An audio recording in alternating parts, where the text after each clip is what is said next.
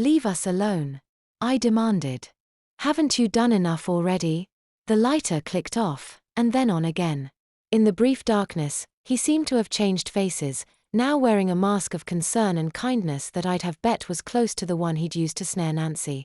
I haven't done a thing yet, honey. Now, why don't we go get your friend? You're not going anywhere near her, I told him, taking a tentative step forward into the darkness, as the lighter went out. You tell me how to fix her, and then get the hell out of here.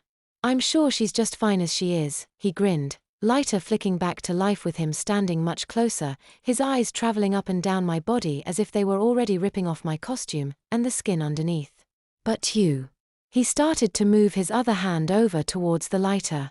I wasn't about to stand there and see what he could do with that, so I leapt forward, swinging the iron back, and then into the side of his head. The lighter clattered on the road as he stumbled back, towards the front of his truck. I held my weapon out between us, threateningly.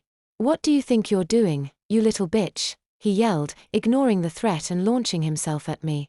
For a few moments, we wrestled in the dark, until I had gotten both hands on the tire iron and managed to push him backwards, past his truck and into the ditch beyond it. He stumbled at the edge, though he might not have fallen had I not followed him, hitting him again. I had planned on aiming for his chest, but my swing went a little high. Come on, asshole. I screamed down at him. You wanna fuck with us? This is what you get.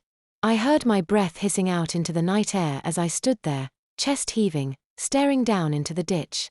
For a while, there was no other sound, nothing, so finally, I started to turn, to head back to the car.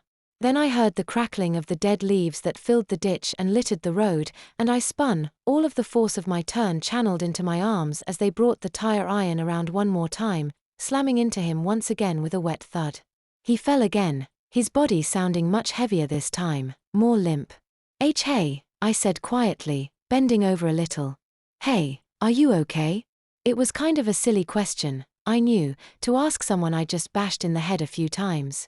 He wasn't moving, and I couldn't hear him breathing, so I moved a little closer, poking at his body with the tire iron, the end of which was glistening wetly. He rolled over, revealing a similar wetness on his temple, and splashed all across the side of his face.